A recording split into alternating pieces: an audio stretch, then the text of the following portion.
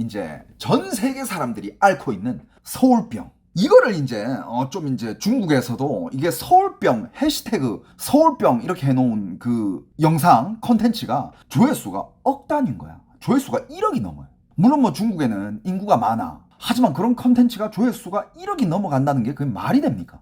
어마어마한 거야. 솔직히 중국 사람들 중에 1억 명이 한국에 와본 것 같지도 않거든. 그만큼 많은 사람들이 한국에 올 수 있는 능력이 있을 것 같지도 않고. 그러니까 그만큼 중국 사람들이 서울에 대한 환상과 그리고 서울에 와봤던 중국 사람들은 서울에 대한 그리움 이런 것들이 엄청 심하다는 거예요.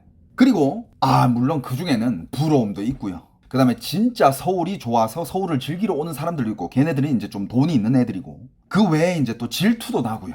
서울에 대한 질투 있죠. 그래가지고 서울을 전문적으로 까는 애들도 있어요. 그것도 이따가 얘기할 거거든요. 서울을 막 좀 찬양하는 애들도 있어. 서울에서 유학을 해본 사람들, 서울에서 살아본 사람, 서울에서 장기 여행을 해본 사람, 서울에 몇 번이라도 이렇게 한 번이라도 와본 사람은 서울을 찬양하는 사람들이 많은데 그 반면에 그거를 너무 질투하고 너 왜 그렇게 외국을 찬양하냐? 차라리 베이징을 찬양해라 이 매국노 새끼들아 이런 약간 소분홍들이 있거든. 얘네들은 또 전문적으로 한국을 까는 애들도 많습니다. 그 소분홍들 많아요. 오늘 그 양면성을 한번 얘기해 볼까 하는데 일단 중국에서 특정 지어놓은 서울병에 대해서 이런 글들이 있는데 자 중국에서 내린 이 서울병에 대한 정의가 있는데 서울 여행 뒤 현실과의 괴리로 생기는 감정적 허전함과 향수. 그러니까 서울에서 보내는 일상은 중국에서 보냈던 일상이랑 비교했을 때 너무 현실적이지 않았다. 왜 그 정도까지 얘기가 나올지.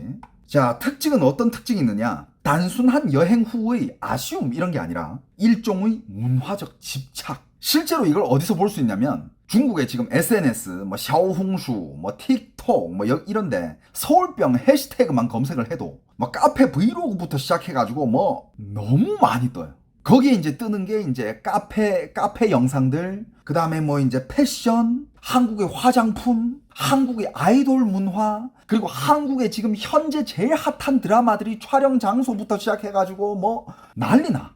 그러면서 이제 거기에 해시태그 서울병, 해시태그 K패션, 샵, 이제 베이징 어떻게 돌아가나, 샵, 상해도 멋지지만 서울한테는 안 된다. 뭐 이런 것들 엄청 많습니다. 그래서 중국의 MZ 세대들은 어떻게 서울에 빠지게 됐느냐?